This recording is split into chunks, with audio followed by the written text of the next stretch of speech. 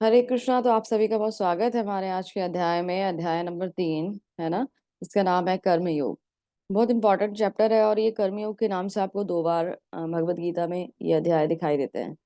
लेकिन इम्पॉर्टेंट बात क्या है कि अभी हम इस अध्याय में ये जो हमारा सेक्शन चल रहा है, मैंने जैसे आपको बताया था पहले भी कि पूरी भगवत गीता दो तीन सेक्शंस में डिवाइड है। कर्म योग, ज्ञान योग और भक्ति योग, है ना। तो हमारा जो फर्स्ट 6 चैप्टर हैं वो कर्म योग के अंतर्गत आते हैं। तो उसमें भी ये अध्याय कर्म योग है ना, इसकी बहुत इंपॉर्टेंस है।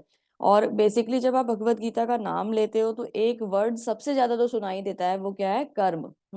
हम हमेशा कर्म की बात करते हैं, हम हमेशा कर्म के बारे में बात करते हैं। तो ये चैप्टर हमें बताता है कि एक्चुअली हमारा कर्म क्या है और हमें किस अकॉर्डिंग कार्य करना चाहिए। ठीक है। यहाँ पे अगर मैं स्पेशली इस चैप्टर की बात करूं तो यहाँ में जनरली हम जैसे जानते हैं कि कर्म जो होता है वो कितने प्रकार का होता है। कर्म 3 प्रकार का होता है ना। ठीक है। एक तो होता है कर्म यानी कि सकाम कर्म, एक होता है विकर्म और तीसरा होता है अकर्म।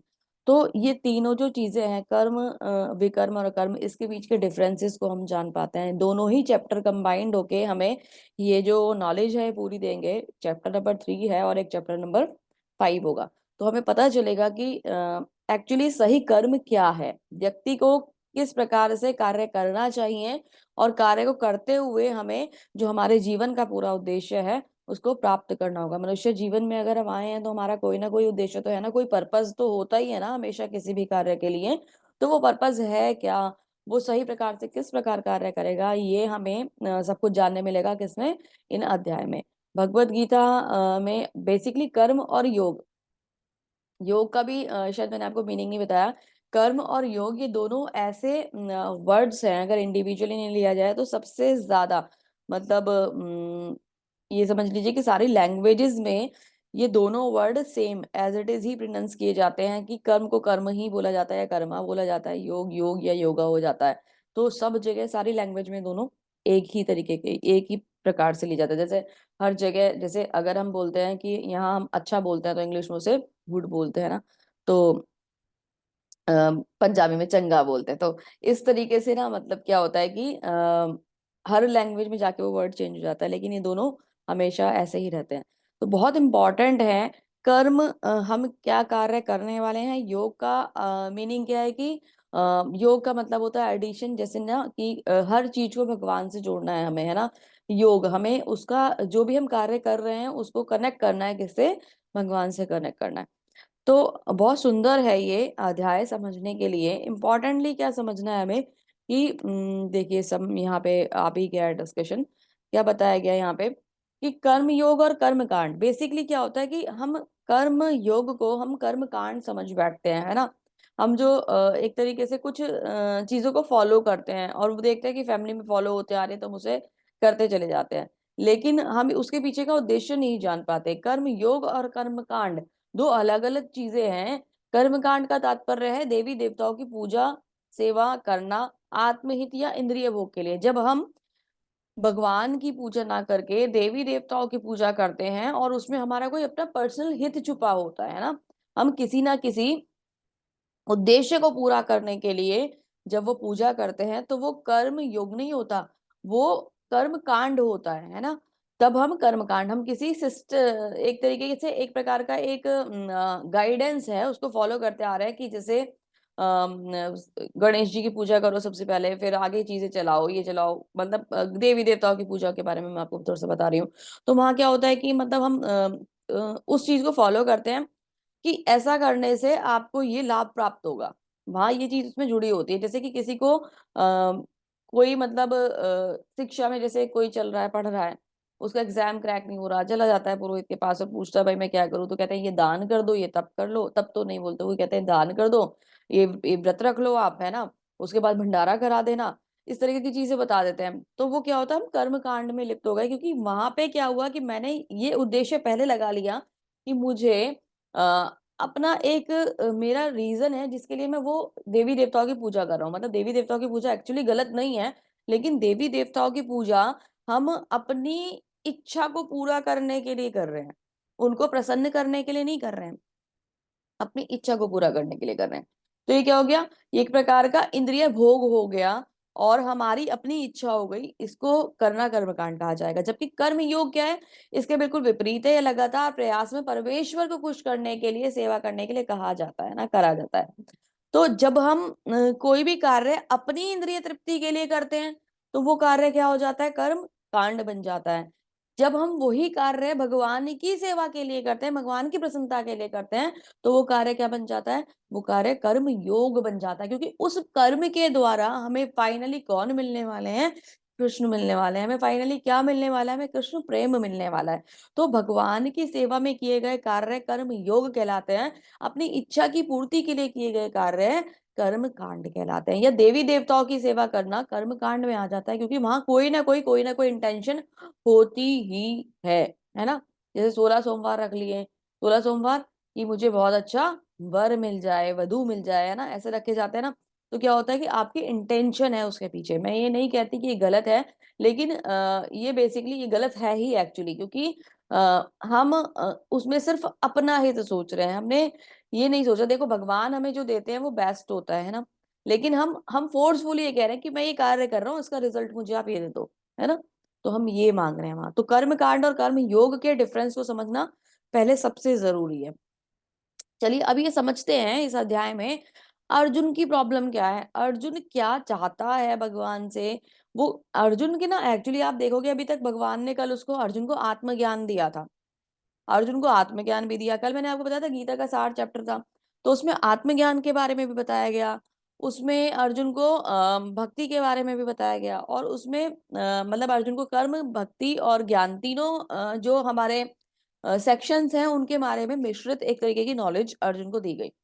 तो अभी अर्जुन ना कंफ्यूज हो गया है। कंफ्यूज हुआ नहीं है एक्चुअली, मैं बताती हूँ आपको, वो ना जी चुरा रहा है एक तरीके से कि जब ज्ञान बेहतर है तो क्यों ना मैं ज्ञान के माध्यम से भक्ति कर लूं, तो मैं कर्म करूं क्यों। वो तो अभी तक क्या ढूंढ रहा है, वो ना बहाने ढूंढ रहा है युद्ध को ना करने के। तो वो युद्ध ना करने के बहाने जो उसके अर्जुन के चल रहे हैं, क्योंकि फर्स्ट चैप्टर में भी उसने यही करा था। तो युद्ध ना करने के बहानों के लिए यहाँ पे तर्क वितर्क करता है किनसे, भगवान श्री कृष्ण से। और क्या कहता है कि मुझे मतलब अपने एक्सक्यूजेस दे रहा है कि मैं जब ये हो सकता है तो मैं वो क्यों करूं, जब वो हो सकता है तो मैं ये क्यों करूं। इस तरीके की बात है अर्जुन यहाँ इस अध्याय में करेगा। और भगवान उसको उनके इसी जो डाउट्स हैं, उनके ये जो प्रॉब्लम्स हैं, उनका सोल्यूशन देते हुए नजर आएंगे। तो शुरू अर्जुन से होता है चैप्टर। अर्जुन उवाच ज्यायसी चेत कर्मणस्ते मता बुद्धि जनार्दन तात किम कर्माणि घोरम घोरे पाप माम नियोजयसी केशवा। अर्जुन ने कहा, हे जनार्दन, हे केशव, यदि आप बुद्धि को सकाम कर्म से श्रेष्ठ समझते हैं तो फिर आप मुझे इस घोर युद्ध में क्यों लगाना चाहते हैं। बता चुका है अर्जुन की ये जो बुद्धि है ये सकाम कर्म से श्रेष्ठ है, यानी कि अपनी इच्छा के लिए कार्य करने से श्रेष्ठ तो ज्ञान है ना। तो ज्ञान योग के माध्यम से अगर भगवान की प्राप्ति होती है तो मैं ये कर्म क्यों करूं, मैं युद्ध क्यों करूं, अर्जुन भगवान से ये कह रहा है। तो अर्जुन ने अब एक बात अपनी रख दी, ठीक है। तो अब भगवान को तो उसका आंसर करना ही पड़ेगा। अभी आगे थोड़ा सा उस बात को पहले एक्सप्लेन करता है। क्या कहता है, व्यामिश्रेणेव वाक्येन बुद्धि मोहसीव में तदेकम वदम निश्चयता येन श्रोय आप येन श्रोयम आप युवान। आपके वया मिश्रित यानी अनेक अर्थों वाले उपदेशों से मेरी जो बुद्धि है वो ना भ्रमित हो चुकी है। मुझे ना ये समझ में नहीं आ रहा है कि मुझे क्या करना है और क्या नहीं करना है। निश्चय पूर्वक आप मुझे बता दीजिए कि जो मेरे लिए श्रेयकर हो वो मैं करूं। तो अभी व्यय मिश्रित मतलब वो क्या कह रहा है कि आपने मुझे पहले ज्ञान बता दिया, फिर आपने मुझे कर्म बता दिया, फिर आपने मुझे भक्ति बता दी। तो ये जो चीजें है ना अलग अलग अलग अलग, अभी मैं ना इससे कंफ्यूज हो गया हूँ। तो कह रहा है एकम मदम, मुझे एक बात बता दो भगवान, भगवान एक रास्ता दिखा दो कि मुझे किस रास्ते पर चलना है, क्योंकि मैं जो हूं वो कंफ्यूज हो चुका हूं। तब भगवान आते हैं और भगवान क्या कहते हैं, श्री भगवान वाचा लोकेनस्मिन् लोकेनस्मिन् द्विविधाम निष्ठा पुरा प्रोक्तम मया नघ ज्ञान योगेन संख्यानाम कर्म योगेन योगिनाम। श्री भगवान ने कहा, हे निष्पाप अर्जुन, मैं पहले ही बता चुका हूं कि आत्म साक्षात्कार का प्रयत्न करने वाले दो प्रकार के पुरुष होते हैं। कुछ इसे ज्ञान योग द्वारा समझने का प्रयत्न करते हैं, तो कुछ भक्ति में सेवा के द्वारा। तो भगवान कह रहे हैं कि कार्य दो प्रकार से किया जा सकता है, या तो भक्ति के द्वारा कर लो, या तो ज्ञान के द्वारा उस कार्य को कर लो, है ना। बुद्धि के द्वारा कर लो या तो भक्ति के द्वारा कर लो। भगवान कह रहे हैं कोई भी कार्य अलग अलग प्रकार से किया जा सकता है, उद्देश्य एक ही हो सकता है, उसे अलग अलग तरीके से करा जा सकता है। लेकिन अर्जुन तो वहीं फंसा हुआ है। अर्जुन कह रहा है कि आप बता तो चुके हैं कि ये अलग अलग प्रकार से करा जा सकता है, पर मेरा तो प्रॉब्लम ही ये है कि आप मुझे ये बताइए कि मतलब एक रास्ता दिखा दीजिए। आपने मुझे 3 रास्ते 4 रास्ते दिखा दिए। मैं तो एक तरीके से अभी कहाँ पे एक उस पे खड़ा हो गया हूँ, चौराहे पे तिराहे पे खड़ा हो गया हूँ। मुझे ये समझ में नहीं आ रहा है मैं किस डायरेक्शन में जाऊं। तो वो डायरेक्शन जो आपकी है वो आप क्लियर कर दीजिए, क्योंकि मुझे एक रास्ता बता दीजिए, उस रास्ते पे चलते हुए मैं कार्य को करके संपूर्ण करके और उस जो मेरे जीवन का लक्ष्य है उसको प्राप्त कर लूंगा। तो भगवान से ना फिर से मतलब इंपॉर्टेंट क्या है यहाँ पे, एकम वदम वर्ड इंपॉर्टेंट है। तो बार बार भगवान से क्या कह रहा है कि मुझे एक रास्ता। हमारी लाइफ में भी सिचुएशन आती है ना, बहुत बार ऐसा होता है कि हमें चाहिए कुछ होता है, तो उसके लिए हमें बहुत सारे ऑप्शंस दिखाई दे रहे होते हैं और हमें समझ में नहीं आता कि हम इधर जाएं कि हम उधर जाएं, या फिर मल्टीपल चॉइसेस रहती हैं कि इसे सिलेक्ट करूं या उसे सिलेक्ट करूं। तो हमारे जीवन में भी सिचुएशन चलती रहती है और हम ना कंफ्यूज हो जाते हैं और ये समझ नहीं पाते हैं कि मेरे लिए बेस्ट क्या है और मुझे क्या बेस्ट सिलेक्ट करना होगा, है ना। तो हम परेशान हो जाते हैं क्योंकि हम कंफ्यूज हो जाते हैं। वहीं पर थोड़ा सा जो कार्य होता है ना, बुद्धि को सही प्रकार से इस्तेमाल करके एक सही रास्ते को चुनने का होता है। वही कंफ्यूजन जो हो रहा है ना इस समय अर्जुन के दिमाग में चल रहा है। ठीक है, तो आगे चलते हैं। अर्जुन का जो मोटिव है वो अभी भी वही है कि अर्जुन चाहता क्या है। अर्जुन चाहता ये है कि किसी भी प्रकार वो क्या करे, युद्ध से पीछे हट जाए। उसका उद्देश्य क्या है कि युद्ध ना हो, और अब युद्ध से वो पीछे हट जाए, बस उसका एक ही मुख्य उद्देश्य है। वो इसलिए बात को घुमा रहा है बार बार बार बार। तो आगे यहाँ क्या बताया जा रहा है, न तो कर्म से विमुख होकर कोई कर्म फल से छुटकारा पा सकता है और न केवल संन्यास सिद्धि से सिद्धि प्राप्त की जा सकती है। मतलब भगवान का कहना है अगर हम ये चाहें कि हम कर्मों से छुटकारा पा लें, है ना, अगर हम ये चाहें कि हम कर्म करें ही ना, बिना कर्म करे ही हमारे कार्य मतलब सारी चीजें सेटल हो जाएं और मुझे कुछ करना ही ना पड़े, मुझे कोई बंधन ही ना लगे, मैं बिना किसी कर्म के ही, बंधन ना लगे वो तो एक तरीका अलग है, लेकिन मैं बिना किसी कर्म के ही क्या करूं कि सारे सॉल्यूशंस प्राप्त कर लूं, तो ये पॉसिबल एक्चुअली नहीं है। क्यों नहीं है, तात्पर्य पढ़ते हैं पहले। भौतिकवादी मनुष्य के हृदय में को विमल करने के लिए जिन कर्मों का विधान किया गया है उनके द्वारा शुद्ध हुआ मनुष्य ही संन्यास ग्रहण कर सकता है। शुद्धि के बिना संन्यास ग्रहण करने से सफलता नहीं मिल पाती है। हृदय की शुद्धि के बिना संन्यास सामाजिक व्यवस्था का में उत्पाद उत्पन्न करता है। दूसरी ओर यदि कोई नियमित कर्मों को ना करके श्री भगवान की दिव्य सेवा करता है तो वह उस मार्ग पर जो कुछ उन्नति करता है उसे भगवान स्वीकार कर लेते हैं। बेसिकली पॉइंट क्या है, अर्जुन चाहता क्या है। अर्जुन ये चाह रहा है कि मैं ये कर्म ना करके किसी प्रकार से संन्यास ले लूं। और संन्यास ले लूंगा तो मुझे कर्म करने की जरूरत ही नहीं पड़ेगी, मैं तो बच जाऊंगा क्योंकि मैं तो संन्यास में आ गया हूं और भगवान का ध्यान कर रहा हूं, बस इतना काफी है। तो अपनी रिस्पॉन्सिबिलिटी को छोड़कर अगर वो संन्यास लेगा तो ये संन्यास जो है उसको एक तरीके से रिजल्ट सही नहीं दे पाएगा। अगर वो बचना चाह रहा है, मतलब भगवान वो क्या चाह रहा है कि मुझे कर्म ना करना पड़े, और भगवान यहाँ ये समझा रहे हैं कि कर्म करना तो पड़ता ही है।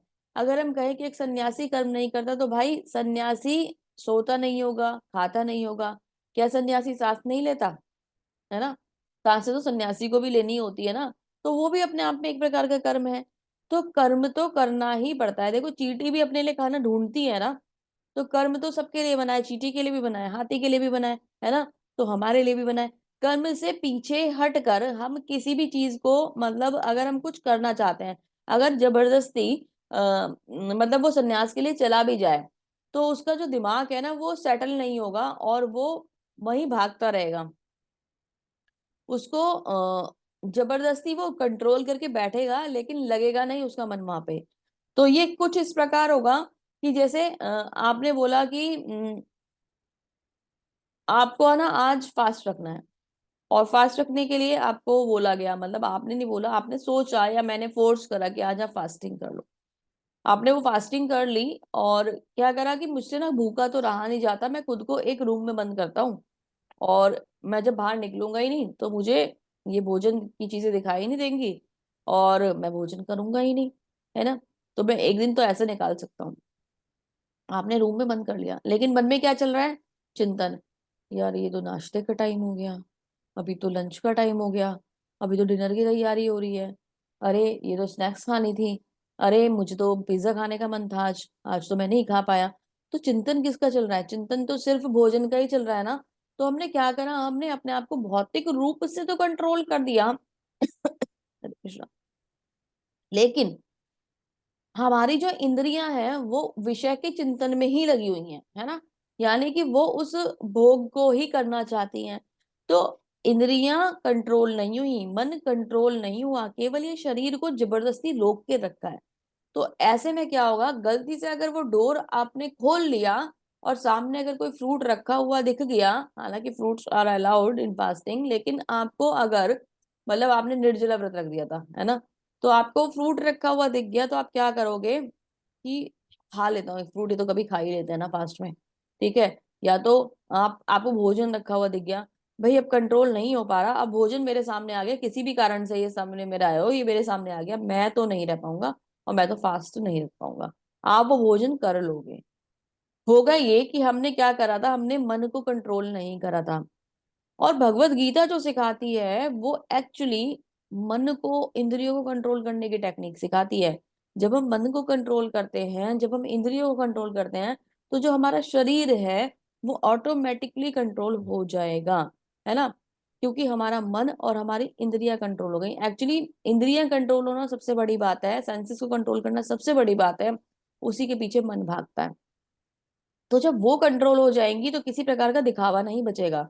अभी अगर ये यहाँ संन्यास लेने चला जाता है तो ये संन्यास ले तो लेगा, अभी ये चला तो जाएगा, सन्यासी बन तो जाएगा, लेकिन ये सोच रहा है कि मैं कर्मों को छोड़ दूंगा, तो वो पॉसिबिलिटी नहीं है। ये तो युद्ध से बचना चाह रहा है ना, उसलिए संन्यास लेना चाह रहा है।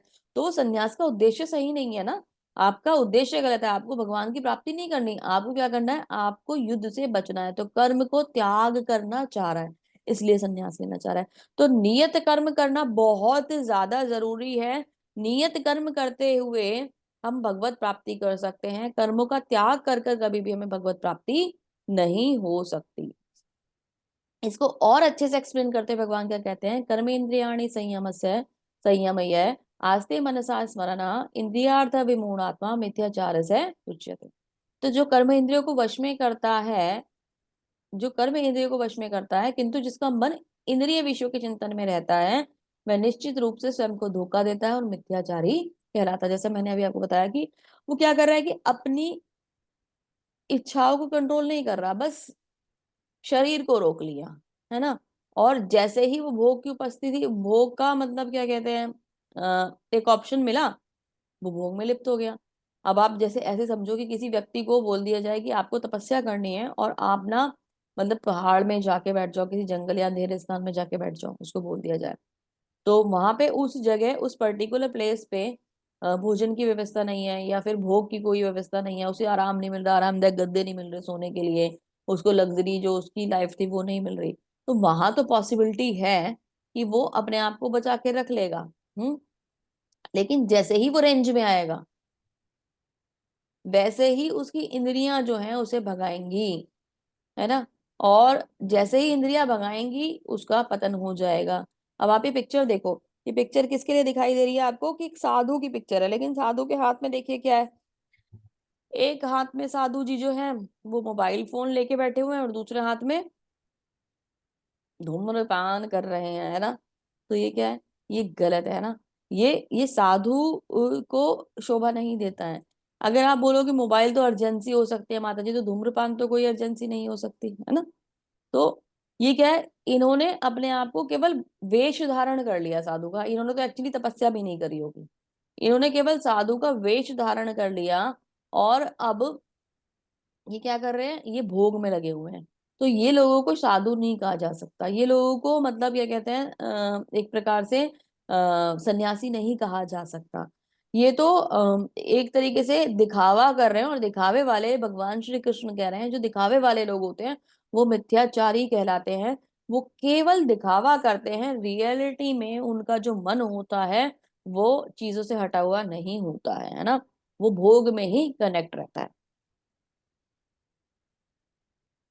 अब यहाँ एक स्टोरी आती है भरत महाराज की।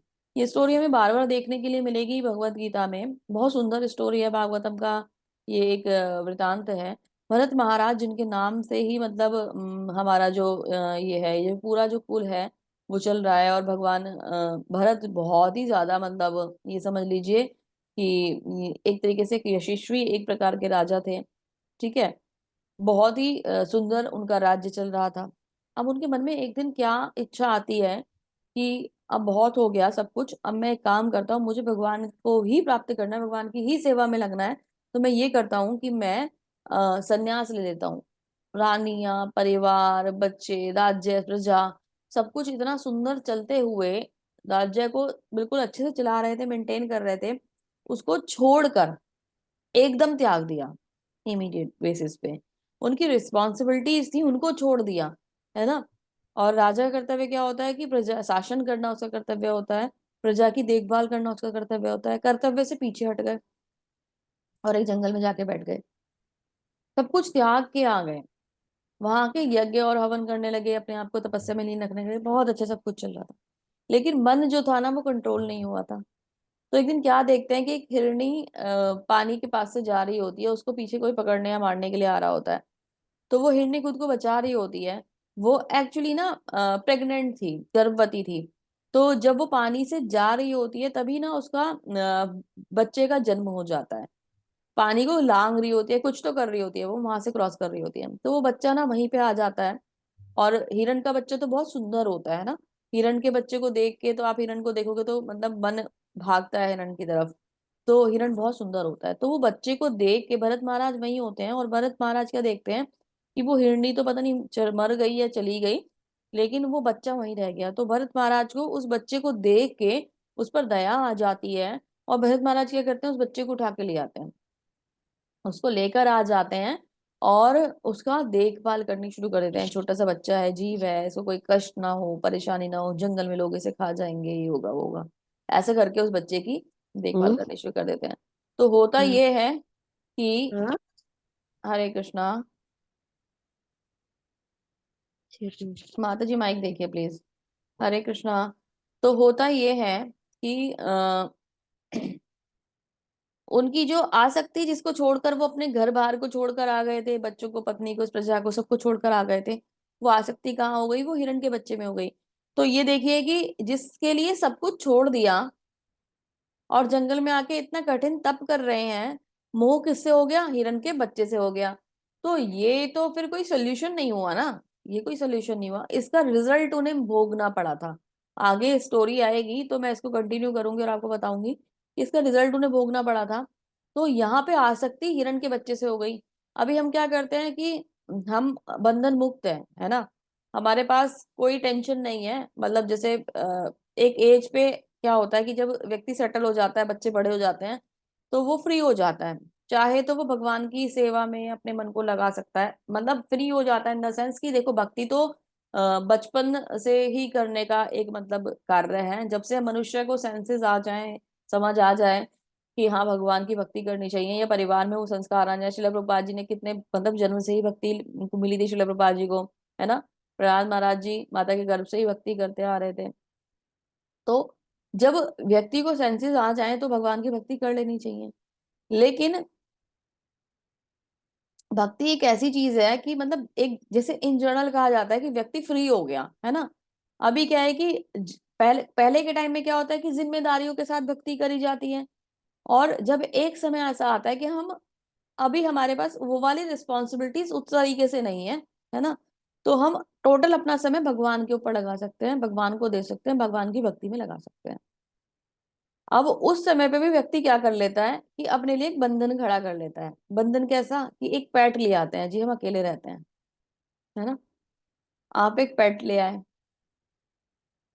अब आपने जो समय भगवान की सेवा में देना था वो समय आप उस पेट की सेवा में दे रहे हो। ठीक है। आपने अपनी मुक्ति का रास्ता खोजना था, उसको भूलकर आप सिर्फ भगवान की, मतलब भगवान की भक्ति जो आपको करनी थी, आप वो भूलकर केवल उस जीव की सेवा कर रहे हो। बहुत अच्छी बात है, सेवा करने में कोई बुराई नहीं है, लेकिन क्योंकि ये पता है क्यों बुराई नहीं है सेवा करने में, क्योंकि हमारी जो आत्मा है उसका जो शाश्वत धर्म है ना, वो है ही सेवा करना। आत्मा का कर्तव्य या धर्म ही सेवा करना है। हर जीव का जो मनोधर्म है, या जो मनोधर्म तो नहीं कहेंगे इसे, जो स्वभाव है, स्वतः स्वभाव जो है आत्मा का जो स्वरूप है, स्वरूप राइट वर्ड है, आत्मा का जो स्वरूप है वो सेवा है ना। लेकिन सेवा किसकी? भगवान की सेवा। ठीक है।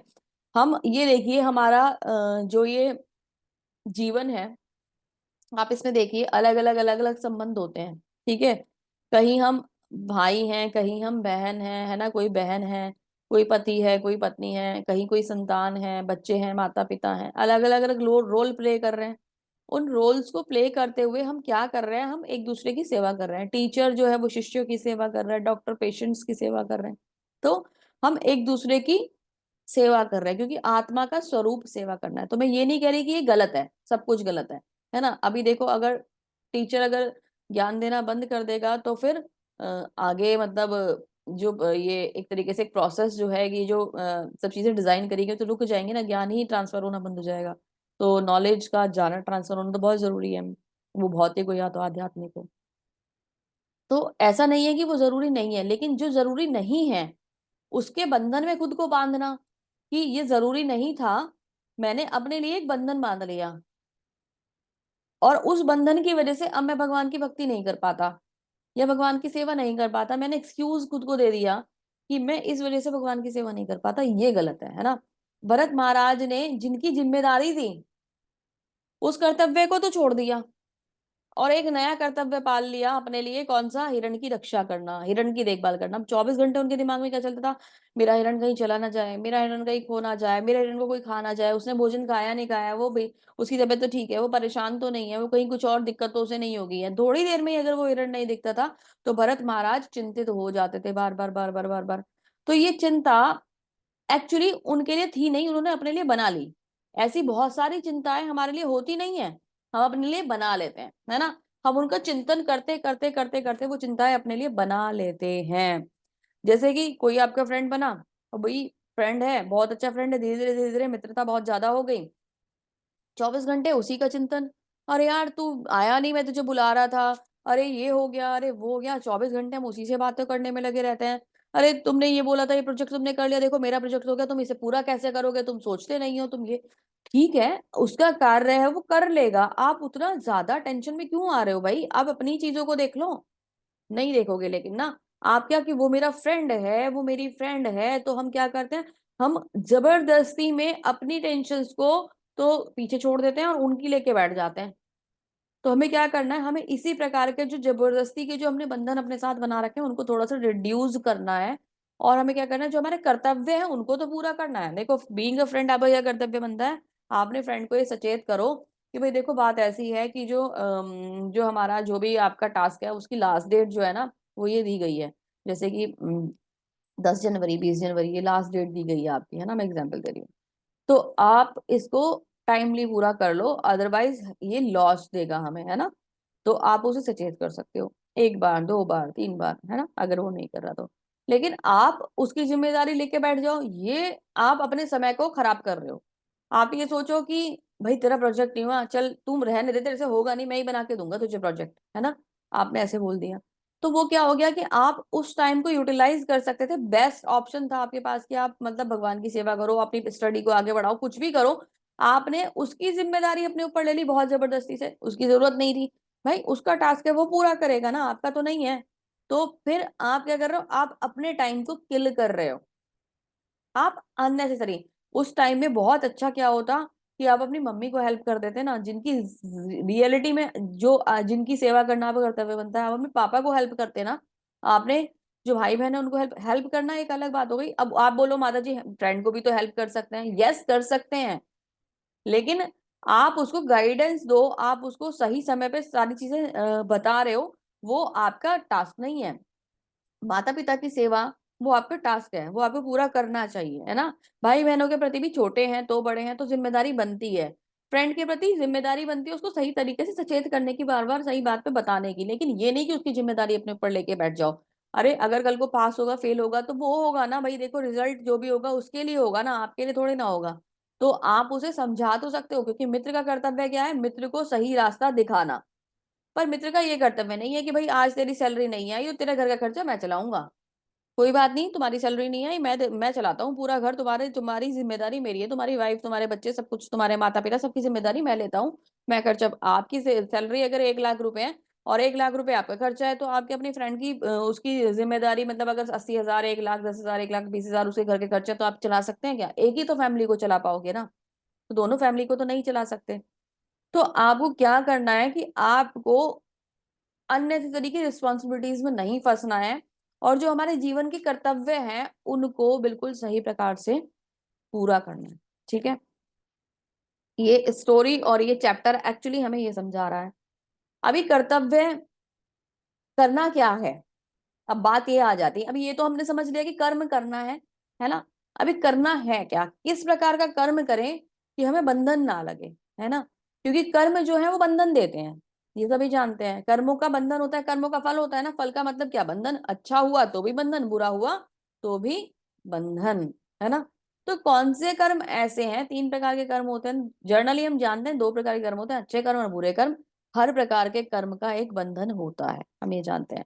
तो हमें एक्चुअली क्या करना चाहिए जो हमें बंधन से मुक्त रखे, वो बात अब हम यहाँ डिस्कस करेंगे। श्री विष्णु के लिए यज्ञ रूप में कर्म करना चाहिए, अन्यथा कर्म के द्वारा इस भौतिक जगत में बंधन उत्पन्न होता है। हे कुंती पुत्र, उनकी प्रसन्नता के लिए नियत कर्म करो, इससे तुम बंधन से मुक्त हो जाओगे। तो जब हम भगवान की प्रसन्नता के लिए कर्म करते हैं तो हम किसी भी प्रकार के बंधन से मुक्त होते हैं, है ना। अब आप बोलो कि माता जी भगवान की प्रसन्नता के लिए कैसे कर्म करूं, मुझे भूख लग रही है, खाना तो मुझे खाना है, अभी मैं भगवान की प्रसन्नता के लिए से कैसे खाऊं। तो आप इसे ऐसे खा सकते हैं भगवान की प्रसन्नता के लिए, कि उस भोजन को भगवान को भोग लगा दें और वो भोजन भगवान का प्रसाद बन जाए, और फिर आप उसे स्वीकार करें, आपके परिवारजन, मित्र, संबंधी सब स्वीकार करें, तो भगवान की सेवा भी हो गई और आपका कार्य भी पूरा हो गया। ठीक है, भगवान की नित्य सुबह पूजा करें, है ना। तो भगवान की पूजा करने से क्या होगा, वाइब्स बहुत अच्छी आएंगी, एनवायरनमेंट बहुत अच्छा रहेगा। अभी जैसे आप बोलो कि माता जी भोजन का तो आपने एग्जाम्पल दे दिया, मेरे एक फ्रेंड को बहुत ज्यादा जरूरत है किसी चीज की, और वो मुझसे वो मांग रहा है, जैसे कि एक बुक मांग रहा है, एक फोन, मेरा फोन मांग रहा है, या कुछ भी, मेरा लैपटॉप मांग रहा है। अभी मैं उसे दे दूंगा तो मैं तो कर्म बंधन में बन जाऊंगा, तो मैं क्या करूं। तो देखो, आपने अगर कुछ दिया है, अगर आपको किसी की हेल्प करनी है, या फिर इतने बड़ी बड़ी चीजों पे नहीं जाते, किसी ने आपसे कोई रास्ते में आपको मिल गया और आपको ये कह रहा है कि मुझे कुछ खाना और खाने के लिए दे दो, तो आप क्या करोगे, आपने उसको या तो पैसे दे दोगे या तो वहां से कोई सामान लेके दे दोगे कि नहीं तुम ये खा लो, है ना। तो ये अच्छी बात है, आपने उसकी हेल्प करी, लेकिन आपने उसकी जो हेल्प करी है वो आपके लिए एक बंधन का कारण है। वो कर्म आपका उसके संग बंध जाएगा, और कभी ना कभी इस जीवन में तो शायद से कमी देखने को मिलेगा, लेकिन हाँ हमारे आगे आने वाले जीवन में हमें उसका फल भुगतना पड़ेगा। अब अच्छे फल भी भुगतने पड़ते हैं और बुरे फल भी भुगतने पड़ते हैं, तो ये नहीं है कि हम अच्छे फलों को, कार्य को करके मुक्त हो गए, कि हमने अच्छे कार्य करे। अगर अच्छे कार्य करें तो भी तो बंधन किसका मिला, स्वर्ग का मिला ना। स्वर्ग तक जाओगे और फिर वापस आओगे। स्वर्ग का रिटर्न कहाँ होता है, पृथ्वी पर वापस, स्वर्ग से जब रिटर्न होता है ना। तो यहाँ आके हमें फिर से यही सारी चीजें झेलनी होती हैं। तो होगा क्या कि आप बंधन में बंध गए। आपने करना क्या था, आप अगर किसी को पॉजिटिव, अगर कोई कार्य करना चाहते हो, कि किसी की हेल्प भी करना चाहते हो, तो आप उसके लिए क्या करो, आप उसके लिए, आप जो कार्य कर रहे हो उसका जो फल है वो भगवान के श्री चरणों में समर्पित कर दो। कि भगवान, भगवान को सेंटर कर लो, है ना। भगवान जब केंद्र में आ जाएंगे, भगवान जब सेंटर में आ जाएंगे, तो हम जो वो कार्य कर रहे हैं भगवान के थ्रू कर रहे हैं और भगवान के लिए कर रहे हैं, तो तब हम उस व्यक्ति के संग बंधन में नहीं बनेंगे। ठीक है, जैसे आपने बोला कि मुझे भगवत गीता चाहिए माता जी, मेरे पास भगवत गीता नहीं है और मैं परचेज नहीं कर सकता, मुझे प्लीज आप एक भगवत गीता दे दीजिए। मैं आपको ऐसे ही उठा के भगवत गीता दे दूं तो बंधन लग गया, हालांकि भगवत गीता के संग बंधन नहीं लगेगा। लेकिन मैं अगर वही, जब मैंने जो एक अच्छा कर्म करा है, हाँ पुण्य का तो कर्म करा ही है ना मैंने भी, मैंने आपको पुण्य के लिए मतलब भगवत गीता दे दी, उसका पुण्य भगवान मुझे देंगे। लेकिन वही बात मैं भगवान को बोल दूं कि भगवान मैंने इनको भगवत गीता दी है और इसका जो भी फल है वो मैं आपको आपके श्री चरणों में समर्पित करती हूँ, या मैं आपको समर्पित करती हूँ, या मैं आपको देती हूँ, मुझे इस बंधन से मुक्त कीजिएगा। जब हम ये सोच के कार्य करेंगे तो वो कार्य भी हो जाएगा और हमें किसी प्रकार का बंधन भी नहीं लगेगा। तो हमें इस इंटेंशन के संग कार्य करना होगा। ये तो है कर्म। लेकिन एक्चुअली भगवान के लिए कर्म करा कैसे जाता है, पूरी डिटेल हम अभी आगे जानेंगे। यज्ञों के द्वारा प्रसन्न होकर देवता होता क्या है, बेनिफिट क्या है, पहले ये इसके बारे में बता रहे हैं। यज्ञों के द्वारा प्रसन्न होकर देवता तुम्हें भी प्रसन्न करेंगे और इस तरह मनुष्य तथा देवताओं के मध्य में सही इसके सहयोग से सब संपन्नता को प्राप्त होंगे, संपन्नता प्राप्त होगी। अभी देवता जरूरी क्यों है? ये देवता है कौन? ये जो देवी देवता हैं ये सब भगवान के द्वारा, ये समझ लीजिए अपॉइंट किए हुए उनके ना कुछ ऑफिसर्स हैं जो उनके टास्क को पूरा कर रहे हैं। क्योंकि सब जगह भगवान अपने आप जाके, जैसे किसी कंपनी का कोई ऑनर होता है तो वो हर रोल अपने आप तो प्ले नहीं कर सकता ना, कि वो अकाउंट्स भी खुद देख ले, वो सेल्स एंड मार्केटिंग भी खुद देख ले, ठीक है, और वो परचेजिंग भी खुद देख ले, है ना, स्टॉक भी खुद देख ले। सब कुछ तो वो नहीं कर सकते, एक स्टाफ अपॉइंट करना पड़ता है ना। तो भगवान ने क्या कर रखा है, सभी देवी देवताओं को निमित्त कर रखा है किसी पर्टिकुलर कार्य के लिए। जैसे कि इंद्र जो है वो वर्षा करते हैं, सूर्य भगवान हमें प्रकाश देते हैं, चंद्रमा हमें शीतलता देता है। तो अलग अलग हैं जिनके पास अलग अलग टास्क हैं, वो इनको सुचारू रूप से मैनेज करते हैं और ये जो सृष्टि है इसका संचालन बहुत सुंदर तरीके से चलता रहता है। तो अभी क्या करना है, अभी हमें इनकी प्रसन्नता के लिए कार्य करना है। मतलब जब हम यज्ञ करेंगे तो होगा क्या कि ये भी प्रसन्न होंगे। जो यज्ञ होता है वो एक्चुअली भगवान की सेवा के लिए किया जाता है और उसका जो अंश होता है वो देवी देवताओं को भी जाता है ना। जब वो देवी देवताओं को मिलता है तो वो प्रसन्न होते हैं कि हमने जो यज्ञ करा उस यज्ञ का फल जो है वो उन्हें भी मिला, उनकी भी प्रसन्नता हुई, तो वो प्रसन्नता से खुश होते हैं। तो वो हमें ऑटोमेटिकली स्वतः ही वर दे देते हैं, स्वतः ही हमें संपन्नता दे देते हैं। हमें उनसे कुछ मांगने की आवश्यकता नहीं होनी चाहिए। जैसे कि आपने यज्ञ करा भगवान श्री कृष्ण के लिए, तो अभी भगवान के लिए आप यज्ञ कर रहे हो, यज्ञ करने के बाद आपको ये कहने की जरूरत नहीं है कि गणेश जी प्लीज मुझे एग्जाम में पास करा दो। आपने भगवान के लिए यज्ञ करा, भगवान जो है वो ऑटोमेटिकली इस बात को इस बात से प्रसन्न हो जाएंगे कि ये जो भक्त है ये बहुत ही सुंदर तरीके से मेरी पूजा कर रहा है, तो इसके जीवन में सब कुछ जो होना चाहिए वो बहुत बैलेंस्ड होना चाहिए और बहुत सही तरीके से। अगर हम मांग लेते हैं तो हमने अपने यज्ञ का फल मांग लिया। शायद भगवान मुझे, मैं तो कह रही हूँ पास करा, तो शायद भगवान तो मुझे टॉपर बनाने वाले थे, है ना। तो मैंने तो एक छोटी चीज मांग कर और अपने आप को एक तरीके से पीछे रख लिया। तो हमें भगवान जो, और वैसे भी कहा जाता है ना, जो मेरे लिए श्रेकर हो वो आप मुझे दीजिए या कीजिए। तो हमें क्या करना है, हमें भगवान की सेवा करनी है और उससे, उसके बाद भगवान की जो सेवा करी जाएगी उससे एक प्रकार से सभी देवी देवता प्रसन्न हो जाएंगे। और जो मुझे मिलने वाली चीजें हैं, जो मेरे लिए नियत हैं, जो मुझे मिलेंगी ही, जो मेरे लिए निश्चित करी गई हैं, वो मुझे ऑटोमेटिकली मिल जाएंगी। बस मुझे करना क्या है, उनसे रिलेटेड कर्म करना है। ठीक है। कर्म क्या है कि आपका कर्म है, आपको अगर उस एग्जाम में पास होना है या फिर उसे क्रैक करना है या तो टॉप रैंक लेके आनी है, तो आपका कर्म क्या है? आपका कर्म है स्टडी करना। आप उस पर आप उसमें स्टडी कीजिए और अपना पूरा 100 200 जितना भी परसेंट आप उसमें दे सकते हैं वो उसमें दीजिए। और देने के बाद उसे भगवान के ऊपर छोड़ दीजिए और भगवान से प्रार्थना कीजिए कि भगवान मैं अब आपकी, मैंने जो भी कुछ करा है वो आपके सामने प्रस्तुत है, आपके सामने समर्पित है। अभी मैंने ये कर्तव्य को पूरा कर दिया, अब आप इसका रिजल्ट मुझे देंगे, जो भी देंगे वो मुझे स्वीकार होगा। तो और अपना जो भक्ति है, कल भी शायद एक क्वेश्चन आया था कि भगवान की भक्ति करें या तो जॉब करें, कैसे करें, है ना। हम गृहस्थ में रहे तो भगवान की भक्ति नहीं हो पाती, ऐसे भी क्वेश्चन आते हैं कि फैमिली की रिस्पॉन्सिबिलिटीज होती है, माता जी हम कैसे भक्ति करेंगे। तो ये जीवन, एक तो बात मैं आपको बता दूं कि जिसका बर्थ डेट होती है ना, बर्थडे जिसका हो गया है, जिस दिन उसका बर्थडे हो गया ना, जिस दिन उसने जन्म ले लिया, उससे पहले से ही वैसे तो वो दिन निश्चित हो जाता है कि हम कब जन्म लेंगे और कब हमारी मृत्यु हो गई। लेकिन जिस समय हमने जन्म ले लिया उस समय मेरी एक्सपायरी डेट साथ में आ गई है ना। और आज जन्म लेते ही अगर हम एक दिन के हो गए तो हम एक दिन, एक्चुअली एक दिन हम अपनी मृत्यु के निकट भी हो गए हैं। रियलिटी ये है। तो जाना तो सबको ही है ना। तो जब हमें जाना ही है तो हम ये क्यों सोचें कि मैं भक्ति फ्री हो जाऊंगा तब करूंगा, मैं भक्ति बुढ़ापे में करूंगा, मैं भक्ति फ्री के टाइम में करूंगा, अभी तो मेरा जॉब का टाइम, अभी तो माता जी बोले कि मेरे बच्चों की परेशानी है, मुझे बच्चों का सुबह टिफिन बनाना पड़ता है, भाई भक्ति कैसे होगी। तो इसका भी एक सिस्टम है। भगवान की भक्ति के लिए बहुत सुंदर तरीका जो दिया गया है, वो मॉर्निंग आवर्स जो होते हैं ना, ब्रह्म मुहूर्त जो बोला जाता है, वो भगवान की ही सेवा में समर्पित एक समय होता है। हालांकि भगवान की भक्ति तो 24 घंटे चलती रहती है ना। तो भगवान भक्तगण जो है वो भगवान की सेवा में समय हमेशा पूरे दिन लगे रहते हैं।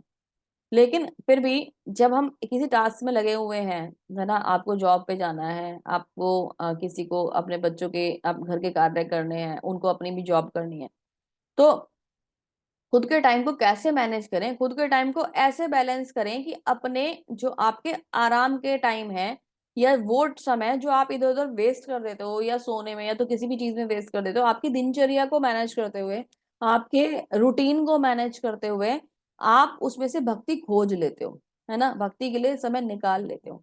अभी तक आपको नहीं पता था, पता तो सबको था एक्चुअली कि ब्रह्म मुहूर्त जो होता है वो बेस्ट होता है और उसमें भगवान की पूजा और अर्चना करनी चाहिए। लेकिन हम क्या करते हैं, आप बहुत भाग्यशाली हैं जो इतने ठंड के मौसम में उठकर ये बातें सुन रहे हैं। रियलिटी में आप बहुत भाग्यशाली हैं और इसे भगवान की कृपा मानते हुए उन्हें रोज धन्यवाद देना चाहिए कि भगवान आपने मुझ पे इतनी कृपा करी कि मैं आज इन बातों को सुन पा रहा हूँ। आपकी ऐसी कृपा मुझ पर आजीवन बनाए रखिएगा, और आपकी भक्ति में जब मैं आज आ गया हूँ तो मैं अभी कभी पीछे ना हटूं, मुझे आपकी भक्ति से जोड़ लीजिएगा, है ना। तो ये प्रार्थना डेली करिए, क्योंकि आप उन लोगों में से हैं, उन लाखों लोगों में से हैं जो आते हैं, सोचते हैं कि हम करेंगे, देखते हैं, बहुत सारे रजिस्ट्रेशंस भी कर देते हैं, थाउजेंड्स में हमारे रजिस्ट्रेशंस जाते हैं ना, कि 50,000 रजिस्ट्रेशंस आ गए, ये हो गया वो हो गया, डाइवर्ट हो जाते हैं, मिल जाते हैं, मतलब डिवाइड भी हो जाते हैं अलग अलग बैचेस में। लेकिन अगर कोई ग्रुप में जुड़ा, हंड्रेड्स ऑफ नंबर्स में आप ग्रुप में आते हैं, तो अभी देखिए ना, यहाँ एक नंबर बैठा हुआ है, आप देख सकते हैं कितने कैंडिडेट्स यहाँ जुड़े हुए हैं। तो बहुत चुनिंदा आप लोग हैं जो लाखों में से छटकर, हजारों में से छटकर यहाँ आके बैठे हुए हैं, है ना। अभी तो हंड्रेड्स में भी नहीं रहे। तो ये बहुत ही ज्यादा विशेष है भगवान की कृपा जो आपको मिली हुई है।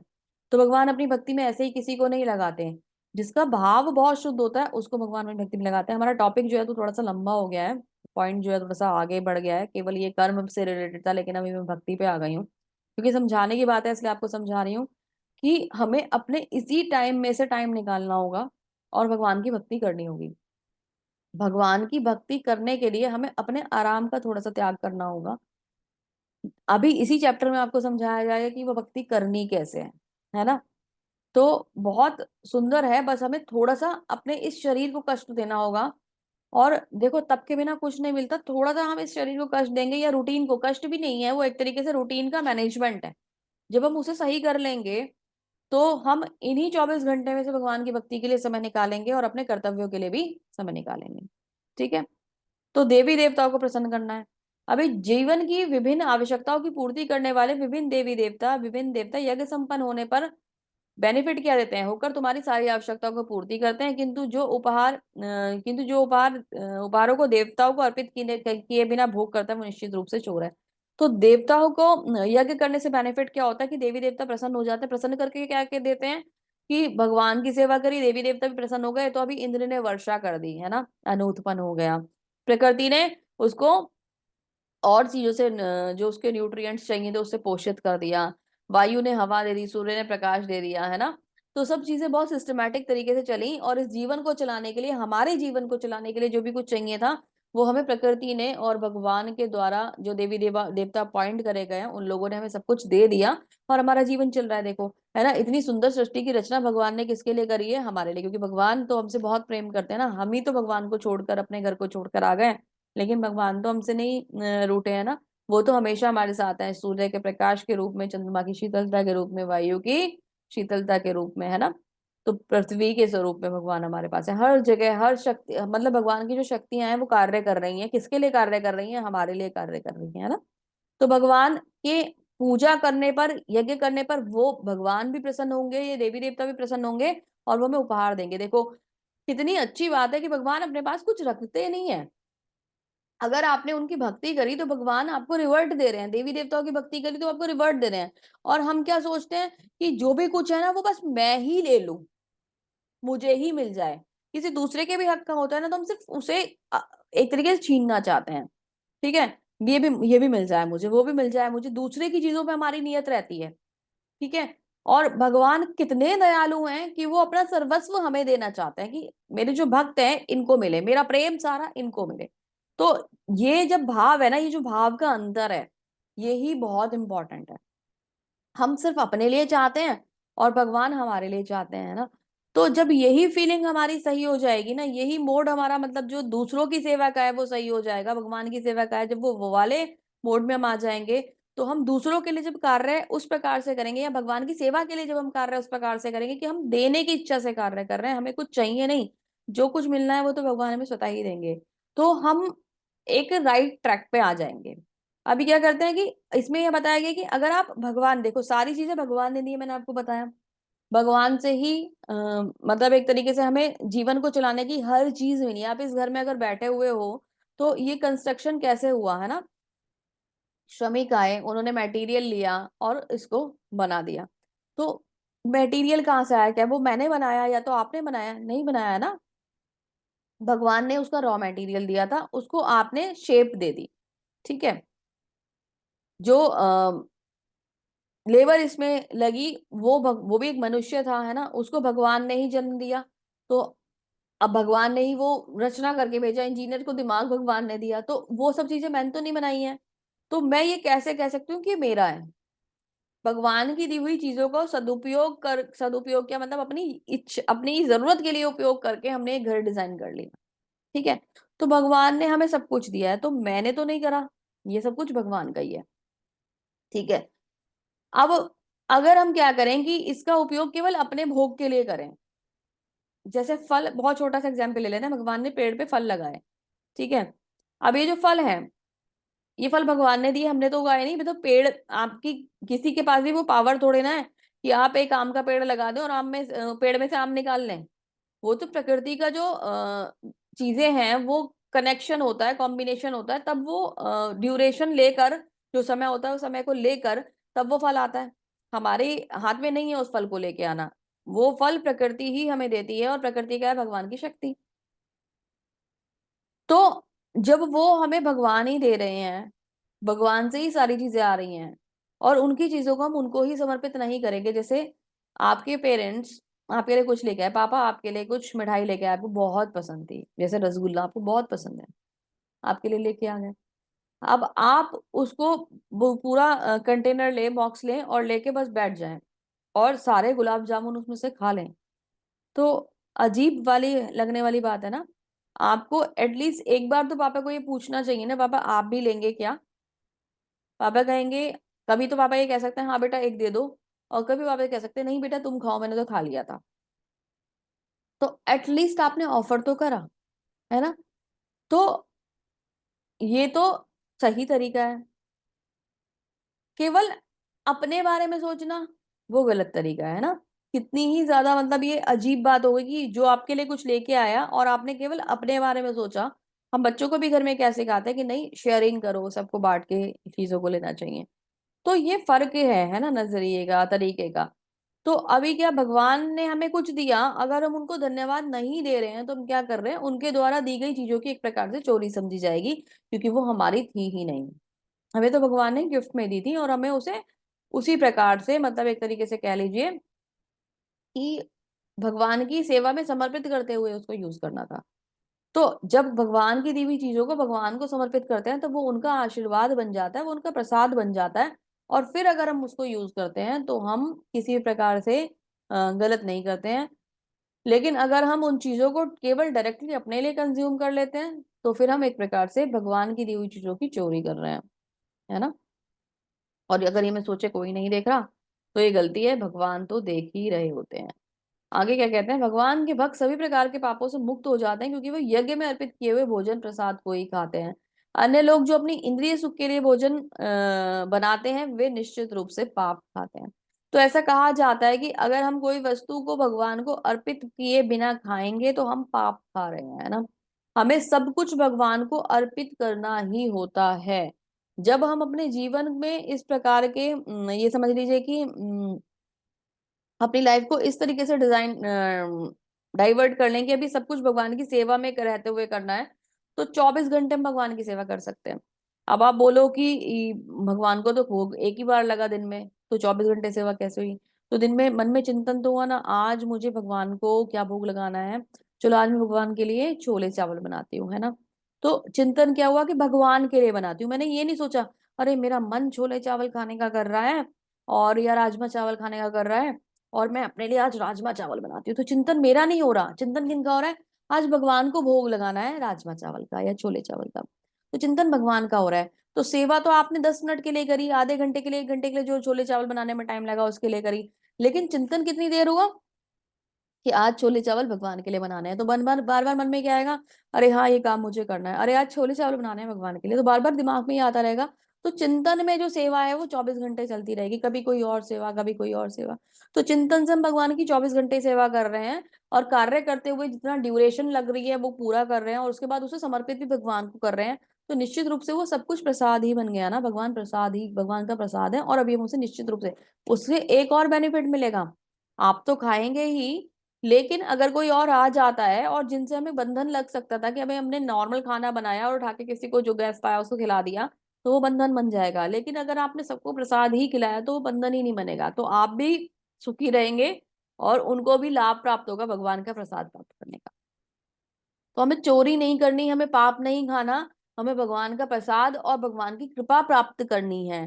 तो भगवान की कृपा कैसे प्राप्त होती है? उनके प्रसाद के माध्यम से भगवान की कृपा प्राप्त होती है। जब हम भगवान के संग कनेक्ट होते हैं तो हर क्षण भगवान की कृपा को फील कर सकते हैं। और ये अपने आप में फील करने की एक चीज है, मेरे कहने से या किसी के बताने से आप इसको समझ नहीं पाएंगे, वो आप मोमेंट फील करते हैं, है ना। और धीरे धीरे इसे समझेंगे। सारे प्राणी अन्न पर आश्रित हैं, जो वर्षा से उत्पन्न होता है, वर्षा यज्ञ करने से संपन्न होती है और यज्ञ नियत कर्मों से होता है। तो घूम के हम कहाँ आ गए? भक्ति करते करते फिर से कर्म पे आ गए। तो जो आपके नियत कर्म हैं उनको करना बहुत ज्यादा जरूरी है, उनको छोड़कर आप भगवान की भक्ति नहीं कर सकते। आपके जो रिलेटेड टास्क है उनको पूरा कीजिए तो भगवान की भक्ति भी होगी साथ साथ, है ना। तो क्या कह रहे हैं कि हमें अपने शरीर के लिए कार्य नहीं करना है, हमें तो भगवान की प्रसन्नता के लिए कार्य करना है। अगर हम भगवान की प्रसन्नता के लिए कार्य करते हैं तो होता क्या है? होता ये है कि भगवान के साथ साथ सारे देवी देवता प्रसन्न हो जाते हैं, मैं आपको बता चुकी हूँ। ऐसा क्यों हो रहा है? जब मैं आपसे कहूं कि आपको किसी पौधे को पानी देना है, तो आप वो पानी कहाँ डालोगे? ये बताएं। पत्तियों पे डाल के छोड़ दोगे या पौधे की जड़ में पानी डालोगे? डेफिनेटली अगर आपको उसको पानी देना है तो आप उसकी रूट्स में पानी डालोगे, उसकी जड़ में पानी डालोगे। ठीक है, अगर आपने जड़ में पानी नहीं भी डाला और आपने ऊपर पत्तियों पर पानी डाल दिया, तो वो पानी कहाँ जाएगा? जड़ में ही जाएगा, है ना, नीचे ही जाएगा वो, उसका फ्लो नीचे की तरफ ही आएगा। तो ऑटोमेटिकली वो रूट्स में ही जाएगा। और पोषण मिलेगा कहाँ से? पोषण उसे जड़ से ही मिलेगा।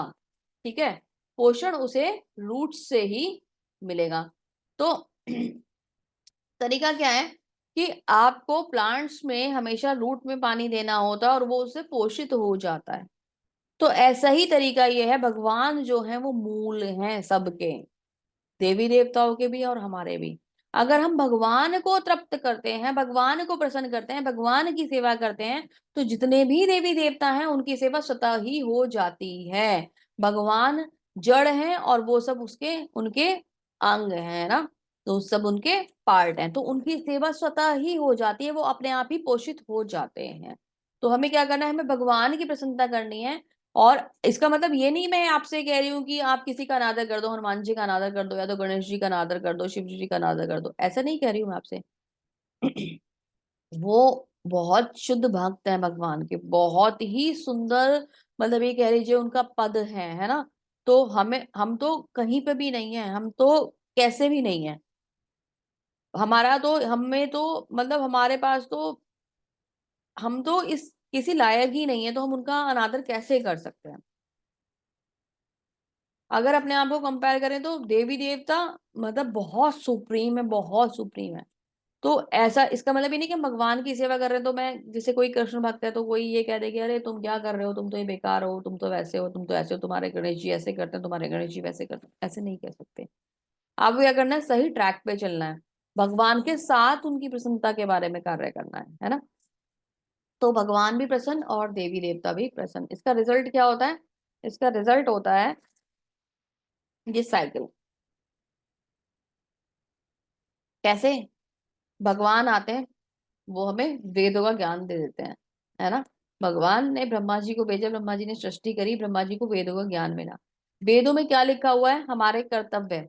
वेदों ने हमें हमारे कर्तव्य दिए। कर्तव्य में हमारा कर्तव्य क्या है? भगवान के लिए यज्ञ करना। यज्ञ करने से क्या हुआ? यज्ञ करने से वर्षा आई और वर्षा से अन्न उत्पन्न हुआ।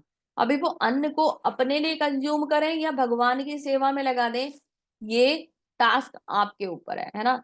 आपको क्या करना है? अगर अपने लिए इंद्रिय तृप्ति के लिए इसको यूज कर लेते हो तो आप क्या करते हो? आप चोर बन जाते हो। और अगर भगवान की सेवा में लगाकर इसको फिर से अपने अपने लिए यूज कर लेते हो तो आप भगवान के सेवक बन जाते हो। और कायदा जो कहता है वो जो अन्न है वो भगवान की सेवा में ही जाना चाहिए। तो भगवान से आई हुई वस्तु भगवान के आदेशों के अनुसार चलती चलती भगवान की सेवा में पहुंच जाती है और अंत में हमारे पास आती है, देवी देवताओं के पास जाती है और फिर हमारे पास आती है ना।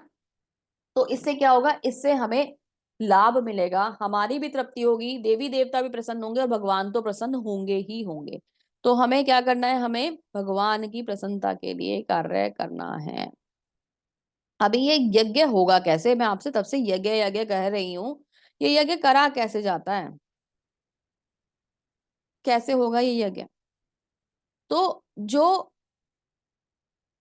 कलयुग है, इस कलयुग के लिए भगवान ने जो यज्ञ दिया है, चैतन्य महाप्रभु जो श्रीमती राधा रानी का स्वरूप लेकर आए थे, भाव लेकर आए थे। चैतन्य महाप्रभु 500 वर्ष पहले यहाँ प्रकट हुए और श्रीमती राधा रानी का स्वरूप लेकर आए, क्योंकि जब श्रीमती राधा रानी भगवान की बहुत सेवा करती थी, उनसे बड़ा सेवक भगवान का कोई भी नहीं है, उनसे बड़ा भक्त भगवान का कोई भी नहीं है, उनसे ज्यादा प्रिय भी भगवान को कोई नहीं है। तो भगवान के मन में ये इच्छा हुई कि ये श्रीमती राधा रानी इतनी प्रसन्न क्यों रहती हैं, ये मुझ में ऐसा क्या देखती हैं जो इनकी ये हमेशा नित्य प्रसन्न रहती हैं। तो मुझे वो जानना है। जब भगवान ने ये सोचा तो भगवान ने किस रूप में अवतार लिया? चैतन्य महाप्रभु के रूप में अवतार लिया। और भाव कौन सा ले लिया? श्रीमती राधा रानी का। तो जो भाव श्रीमती राधा रानी का था वो भाव लेकर चैतन्य महाप्रभु यहाँ प्रकट हो गए। गौर वर्ण उन्हें कहा जाता है। श्रीमती राधा रानी बहुत सुंदर है ना, तो बहुत सुंदर स्वरूप लेकर चैतन्य महाप्रभु प्रकट हुए। और चैतन्य महाप्रभु ने जो हमें संदेश दिया वो क्या था? वो संदेश था भगवान कृष्ण की भक्ति का संदेश, हरे कृष्ण महामंत्र की महिमा का संदेश। तो भगवान चैतन्य ने हमें यहाँ पर कलयुग में आकर दिया भगवान के नाम जप का संदेश। ये नाम जप इतना ज्यादा सुंदर है। कलयुग में अगर कोई यज्ञ बताया गया है तो वो यज्ञ केवल भगवान के नाम का जप है।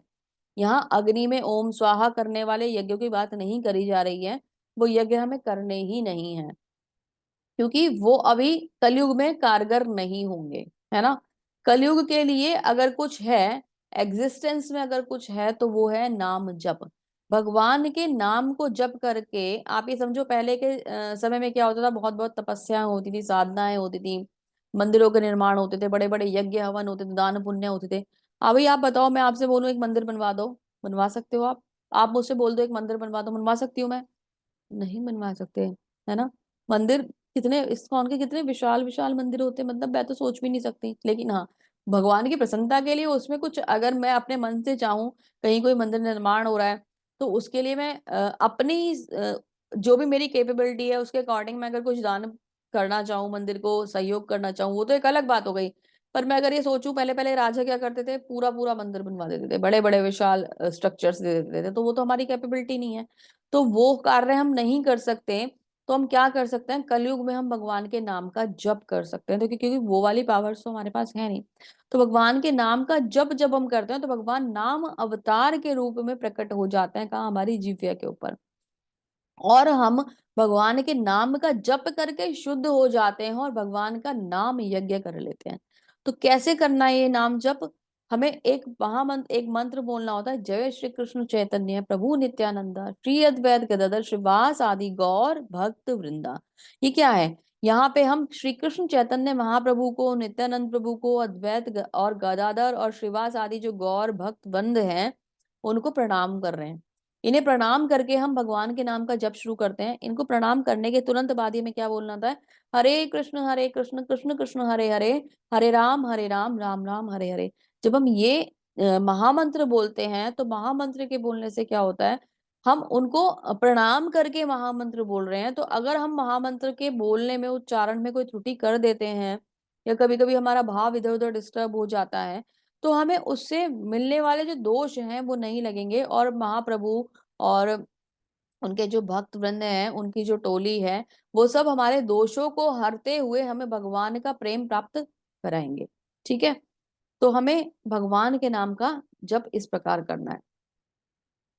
ठीक है, अभी भगवान के नाम का जप करने के लिए हमें एक माला की आवश्यकता पड़ती है। उस माला को हाथ में लेकर हम उसका जो मन का होता है उसके ऊपर जप करते हैं, एक एक करके उसे स्क्रॉल करते जाते हैं और महामंत्र बोलते जाते हैं। ये एक से शुरू होकर जब एंड होता है तो 108 काउंटिंग आती है। 108 नंबर तक हम जप करते हैं तो हमारी एक माला पूरी हो जाती है। ठीक है, तो ये जप यज्ञ हमें हमारे जीवन में लेके आना है, और इस जप यज्ञ को करते हुए हमें सुंदर तरीके से अपने आप को भक्ति में करते हुए भगवान कृष्ण की सेवा करनी है। अभी देखिए, समझते हैं कि हम जो है, हम एक इस समय दैहिक स्तर पर हैं, बॉडीली प्लेटफॉर्म पर हैं। जो कुछ भी सोचते हैं अपने शरीर के बारे में सोचते हैं। ये शरीर जो है इंद्रियों के द्वारा चलाया जाता है। इंद्रियां जो है हमें भगाती रहती हैं, आज ये खाना है, आज वहां जाना है, आज वहां घूमना है, आज वो मंगाना है, इन सब चीजों में लगे रहते हैं। उसका चिंतन जो हमें हमारी इंद्रियां हमसे कराना चाहती है, उसका चिंतन जो होता है वो मानसिक स्तर पर होता है। हमारा जो मेंटल लेवल है वो वहीं कनेक्ट हो जाता है। अरे वहां घूमने जाना है, वहां की पैकिंग कर लो, ये कर लो, वो कर लो, टिकट्स देख लो, ये देख लो, घूमने की कौन कौन सी जगह है ये देख लो। बस इन्हीं के चिंतन में हमारा दिमाग घुसा रहता है। उसके बाद क्या होता है कि हम डिस्टर्ब हो जाते हैं और वहीं कनेक्ट रहते हैं। ये तो हो गया भोग से रिलेटेड। लेकिन कभी कभी क्या होता है कि ऑल ऑफ सडन होता ये है कि हमारा जो मन है वो भोगों से अलग भी हमें कुछ बताता है, या कभी सोचने के लिए मजबूर कर देता है कि ये जो सब चीजें चल रही हैं, ये चल किस वजह से रही हैं, ये यहाँ है कौन जो इस सृष्टि को चला रहा है, कौन है जो इस सृष्टि के ऊपर कार्य, इस सृष्टि से रिलेटेड कार्य कर रहा है। तो वो है, जब हम इस लेवल पे सोचते हैं कि कुछ तो है, कोई तो पावर है जो सुप्रीम है और जो इन सब चीजों को कंट्रोल कर रही है। जब हम इस वाले लेवल पर आते हैं तो होता है इंटेलेक्चुअल प्लेटफॉर्म, या तो प्रज्ञात्मक स्तर इसको बोला जाता है। और जब इस प्रज्ञात्मक स्तर पर जब हम कार्य करते करते करते करते आगे बढ़ते हैं और सही गाइडलाइन प्राप्त करते हुए उस आनंद तक पहुंच जाते हैं कि जहां हमें पता चल जाता है कि वो एक्चुअली पावर कौन है, तो उसे आध्यात्मिक स्तर कहा जाता है। और वो क्या होती है, एक आनंदमय स्टेज होती है। तो यहाँ व्यक्ति जो है ना, जो कंफ्यूजन से, बॉडीली चीजों से उठता उठता उठता उठता, आप इमोजीज के थ्रू देखो तो ऊपर जाके प्रसन्न हो जाता है ना। और प्रसन्नता का एक स्तर जो होता है वो सबसे टॉप मोस्ट लेवल पर वहां पहुंच जाता है। तो इस तरीके से एक व्यक्ति का जो जीवन है वो परिवर्तित होता है। अल्पज्ञानी मनुष्य वेदों के उन अलंकारिक शब्दों के प्रति अत्यधिक आसक्त रहते हैं जो स्वर्ग प्राप्ति के अच्छे जन्म शक्ति इत्यादि के लिए विविध सकाम कर्मों की संतुति करते हैं। तो जर्नली हम क्या सोचते हैं, हर चीज में हम सोचते हैं कि हमें स्वर्ग मिलेगा, है ना, हम स्वर्ग की तरफ भागते रहते हैं। जो हमारा शरीर है इसे ना एक रथ की उपाधि दी गई है। हमारी जो बॉडी है इसे एक रथ कहा जाता है, जिसमें जो घोड़े है ना पांच, इनको इंद्रिया कहा जाता है ना। दृष्टि है, नाक है, कान है ना, ये इंद्रियां हैं, सेंसेस हैं, कंट्रोल, त्वचा जो है हमारी, जीभ है, स्वाद इंद्रिय है। तो ये इंद्रियां हमारे हमारे शरीर के घोड़े हैं, हमारे रथ के घोड़े हैं ये हमारी इंद्रियां। 24 घंटे भागते रहते हैं, भागते रहते हैं, भागते रहते हैं, है ना। कभी हम रूप देखना चाहते हैं, कभी हम सुगंध लेना चाहते हैं, कभी हम क्या करना चाहते हैं, अपनी ही इच्छित वस्तुओं को सुनना चाहते हैं कि कोई मेरी प्रशंसा कर दे, है ना। कभी हम स्पर्श चाहते हैं, कभी हम जीभ का स्वाद लेना चाहते हैं। तो हम हमारी जो इच्छाएं हैं वो इन इंद्रियों के द्वारा कंट्रोल होती है, और ये भगाते रहते हैं, भागते रहते हैं, भागते रहते हैं। इनकी कंट्रोल किस में होती है? इन घोड़ों को कंट्रोल कौन कर सकता है? वो जो लगाम है। अब ये लगाम किसके हाथ में है? पीछे बैठे एक व्यक्ति के हाथ में है। तो ये क्या है? लगाम, ये जो कंट्रोलर है, ये जो रस्सी है, ये क्या है? हमारा मन। उस मन का काम था इंद्रियों को खींच के रखना ताकि वो भागे ना। पर हमने क्या करा, हमने अपनी इंद्रियों को फ्री छोड़ दिया और वो अब दौड़ती रहती हैं, दौड़ती रहती हैं। ठीक है, और हमारा जो मन है वो भी उनके संग भागता रहता है। उस मन को कंट्रोल करने के लिए कंट्रोलर बैठाया पीछे वो थी हमारी बुद्धि। वो बुद्धि जो थी, वो ये बुद्धि समझाने के लिए थी कि मन कौन से स्टेज पे भागे और कौन से स्टेज पे ना भागे। पर ये जो बुद्धि थी, इसने अपना काम सही प्रकार से नहीं करा, और ये भी मन के पीछे पीछे होली। चलो, तुम भाग रहे हो तो मैं भी भागती हूँ। बुद्धि भागी मन के पीछे, मन भागा इंद्रियों के पीछे, और ये सब भागते रहे। और पीछे बैठी बेचारी हमारी आत्मा बस सिर्फ देखती रहती है कि देखो जरा ये क्या हो रहा है ना।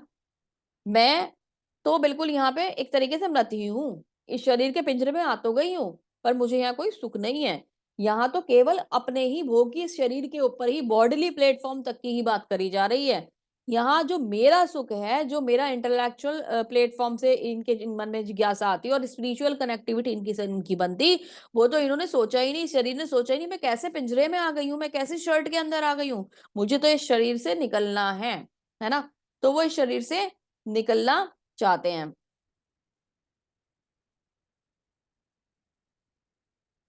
आपके मैसेजेस वगैरह प्लीज आप थोड़ा सा लास्ट में रखिए, क्योंकि थोड़ा सा डिस्ट्रैक्ट का भी कभी बीच में कर देते हैं। डेफिनेटली मेरी रिकॉर्डिंग्स भी आएंगी और शेयर भी होंगी, ठीक है। तो वो भागना चाहता है, और हमेशा मतलब हमारी जो आत्मा है वो डिस्टर्ब रहती है, परेशान रहती है। यही अगर हम इन इंद्रियों को कंट्रोल कर लें, मन को कंट्रोल कर लें, और उसको भगवान की सेवा में लगा दें, तो आत्मा संतुष्ट होगी, और वो इस शरीर में रहते हुए भी उसे ये लगेगा कि वो एक राइट प्लेस पर है। कोई बात नहीं, मनुष्य का जन्म तो मिलना था, क्योंकि कर्म करे हैं तो जन्म तो मतलब कोई ना कोई तो मिलना था। मनुष्य का जन्म मिल गया, बहुत अच्छी बात है। और अब मैं इस शरीर में आ गई हूँ, तो यहाँ इस शरीर में रहते हुए मैं भगवान की सुंदर भक्ति करूं और अपना जीवन का जो उद्देश्य है उसे प्राप्त कर लूं। लेकिन हम इस साइकिल को डिस्टर्ब कर देते हैं, और हम जो है इस प्रकार से अपने जीवन को चलाते रहते हैं।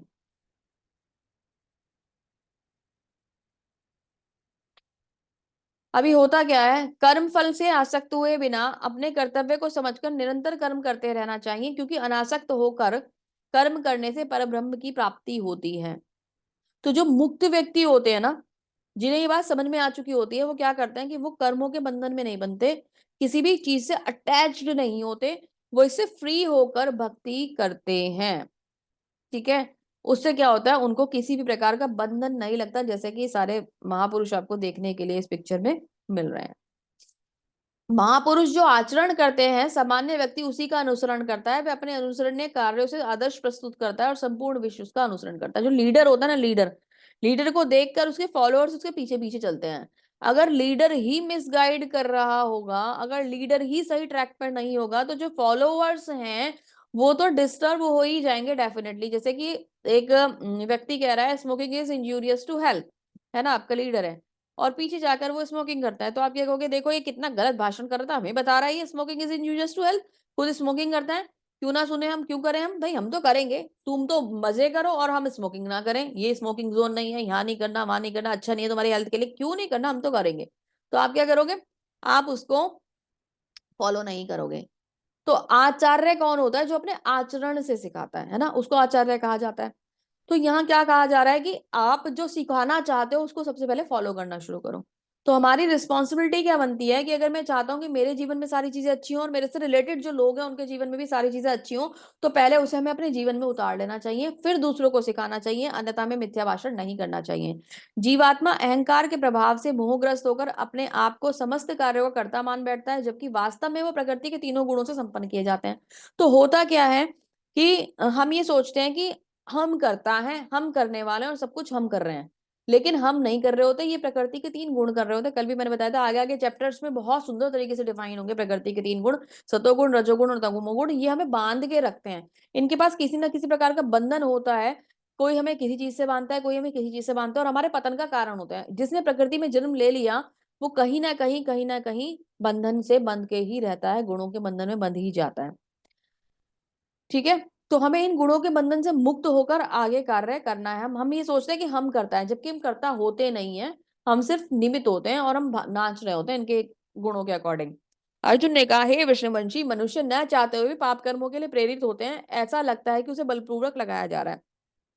तो अर्जुन ये कह रहा है कि मुझे ऐसा लगता है कि मैं पाप कर्म नहीं करना चाहता, और मुझे इससे जबरदस्ती या किसी से भी जबरदस्ती पाप कर्म कराए जा रहे हैं, ऐसा फील होता है। तो भगवान क्या कहते हैं जिस प्रकार अग्नि धुएं से, दर्पण धूल से अथवा भ्रूण गर्भाशय से आवृत रहता है, उसी प्रकार जीवात्मा भी काम की विभिन्न मात्राओं से आवृत रहती है। शीशे के ऊपर धूल आ जाती तो चित्र दिखाई देगा नहीं। आग से पहले क्या होता है? धुआं। अग्नि होती है पर पहले धुआं होता है, तो हमें सिर्फ धुआं दिखाई दे रहा होता है, अग्नि नहीं दिखाई दे रही थी। माँ के गर्भ में जब बच्चा आता है तो वो गर्भ में आवृत रहता है ना, मतलब उसके ऊपर एक आवरण रहता है। जब तक वो उस पृथ्वी पर जन्म नहीं ले लेगा तब तक वो किसी को दिखाई नहीं देता। तो इनके आवरणों को हटाकर ही इन्हें देखा जा सकता है। ऐसी जो जीवात्मा है वो काम रूपी आवरण से ढकी रहती है। हमारे मन में इतनी इच्छाएं हैं, इतनी इच्छाएं हैं, हम उन इच्छाओं को ही पूरा करने में अपना पूरा जीवन निकाल देते हैं। और हमारी जो इच्छाएं हैं वो हमें, हमारा जो नित्य स्वरूप है, हमारी आत्मा का जो स्वरूप है भगवान का दास होना और भगवान का सेवक होना, उस स्वरूप को हमें ढक कर रखते हैं और हम हमेशा काम रूपी चीजों में उलझे रहते हैं, है ना। इच्छाओं के भोग में ही हम हमेशा उलझे रहते हैं। इंद्रिया, मन तथा बुद्धि इस काम के निवास स्थान है। इसके द्वारा यह काम जीवात्मा के वास्तविक ज्ञान को ढककर उसे मोहित कर लेता है। तो होता क्या है कि जब इंद्रियां, मन और बुद्धि में ये काम बैठ गए, यानी इच्छाएं बैठ गई, तो अभी क्या है कि हमारा वास्तविक ज्ञान तो खो गया और हम उससे मोहित होकर भाग रहे हैं इंद्रियों की तुष्टि के लिए, जो मैंने अभी आपको समझाया था। इसलिए है भरतवंशियों में श्रेष्ठ अर्जुन, प्रारंभ में ही इंद्रियों को वश में करके इस पाप का महाप्रतीक काम का दमन करो और ज्ञान तथा आत्म साक्षात्कार पर केस विनाशकर्ता का वध कर दो। तो क्या कहा जा रहा है कि शुरुआत में ही दमन कर दो इनका। जैसे ही तुम्हें पता चले कि ये इंद्रियां हम पे अटैक कर सकती हैं, उसी समय, आज पता चला है ना, भगवत गीता आज पढ़ रहे हो, बचपन में पढ़ी होती तो इस वाली एज में जो पिक्चर देख रही है ना, इस एज में पता चल गया होता कि हम इंद्रियों के पीछे नहीं भागना है। तो आज तक तो हम बैलेंस्ड हो चुके होते। पर अभी तो भगवत गीता आज पढ़ रहे हैं। कोई 17 साल का होगा, कोई 18 साल का होगा, कोई 22 का होगा, कोई 25 का होगा, कोई 40 का भी होगा, है ना। तो भगवत गीता हम आज पढ़ रहे हैं, आज ये बात हमारे समझ में आ रही है। तो जब समझ में आ गई तभी उसे पकड़ लो, उस बात को। और क्या, कि हमें मन की इच्छाओं के अकॉर्डिंग नहीं भागना, हमें उसे अपने अकॉर्डिंग चलाना है। हमें उसे भगवान की सेवा में लगाना है, राइट ट्रैक पर लेके जाना है। मन के अकॉर्डिंग भागते रहेंगे तो जीवन हमें भगाता रहेगा और हम जन्म और मृत्यु के चक्र में फंसे रह जाएंगे। और ये 84 लाख का ये जो चक्र है ये हमें घुमाता रहेगा। तो हमें ऐसा नहीं करना है। हे महाबाहु अर्जुन, अपने आप को भौतिक इंद्रियों तथा मन तथा बुद्धि से परे जानकर मन को सावधान तथा आध्यात्मिक बुद्धि से स्थिर करके आध्यात्मिक शक्ति द्वारा काम रूपी दुर्जय शत्रु को जीत लो। तो भगवान कह रहे हैं मन को कंट्रोल कर लो, बुद्धि को स्थिर कर लो, तुम्हारा जो काम है वो तुम्हारा शत्रु है, उससे तुम जीत जाओगे। तो कंट्रोलिंग पावर को यूज करने की यहाँ बात कर रहे हैं। इसी के साथ ये अध्याय श्रील प्रभुपाद जी के शब्दों के द्वारा समाप्त होता है। क्या समरी करते हैं श्रील प्रभुपाद जी? भगवत गीता का तृतीय अध्याय निष्कर्षतः मनुष्य को निर्देशित करता है कि वह निर्विशेष शून्यवाद को चरम लक्ष्य ना मानकर अपने आप को भगवान का शाश्वत सेवक समझे, कृष्ण भावनामृत में प्रवृत्त हो जाए। भौतिक जीवन में मनुष्य काम तथा प्रकृति पर प्रभुत्व जमाने की इच्छा से, जिताने की इच्छा से, सॉरी, पाने की इच्छा से प्रभावित होता है। मनुष्य इंद्रियों, मन तथा बुद्धि पर नियंत्रण रख सकता है। इसके लिए मनुष्य को सहसा अपने नियत कर्म को बंद करने की आवश्यकता नहीं है। धीरे धीरे कृष्ण भावना अमृत जो होता है वो विकसित होता है। भौतिक इंद्रिय तथा मन प्रभावित हुए बिना वे शुद्ध स्वरूप के प्रति लक्षित स्थिर बुद्धि से दिव्य स्थिति को प्राप्त होता है। यही इस अध्याय का सारांश है। सांसारिक जीवन में अपरिपक्व अवस्थाओं में दार्शनिक चिंतन तथा यौगिक आसनों से भी के अभ्यास से इंद्रियों को वश में करने के कृत्रिम प्रयासों को आध्यात्मिक जीवन प्राप्त करने की सहायता नहीं मिलती है। उसे श्रेष्ठ बुद्धि के द्वारा कृष्ण महावरामृत में प्रशिक्षित होना है। तो यहाँ प्रभुपाद जी कह रहे हैं, पॉइंट ये है कि जब हम अपनी बुद्धि को और अपने मन को भगवान की सेवा में लगाएंगे तो हमारा शुद्धिकरण हो जाएगा। अब वो शुद्धिकरण संन्यास लेने से नहीं होगा, वो शुद्धिकरण भगवान की भक्ति में आगे बढ़ने से होगा। तो क्या करो कि अपने भगवान की नित्य सेवा में लग जाओ।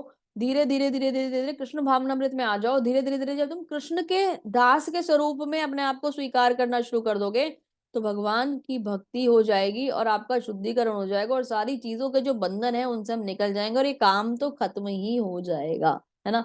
इच्छाएं, जो भौतिक इच्छाएं जो हमें हर जगह हर समय बांधती हैं, ये खत्म हो जाएंगी और हमें इनसे छुट्टी मिल जाएगी, हमें इनसे छुटकारा मिल जाएगा। तो इस प्रकार से बहुत सुंदर अध्याय कर्म के बंधनों का, कर्म से मुक्ति का, है ना, कर्म योग डिटेल देता है हमें। और इसे सुनते हुए समझते हुए हम आगे बढ़े, मुझे आशा है कि आपको ये बहुत अच्छे से समझ में आया होगा। मैंने प्रयास करा है आप लोगों को समझाने का, जैसा मैंने सीखा है उस अकॉर्डिंग मैंने आपको बताने का प्रयास करा है। कहीं कोई डाउट रहता है तो आप क्वेश्चन आंसर्स में डिस्कस कर सकते हैं, रिकॉर्डिंग्स को दोबारा सुन सकते हैं। प्रयास ये कीजिए कि आप क्लास में नियमित बने रहें, आए। सभी जो अभी इस रिकॉर्डिंग को सुन रहे हैं और क्लास अटेंड नहीं कर रहे हैं, उनसे मेरी रिक्वेस्ट है कि आप लोग भी क्लास में, क्योंकि लाइव सेशन जो होता है उसका एक अलग ही मतलब बात होती है। आप यहाँ डिस्कस कर सकते हैं बाद में आके ना।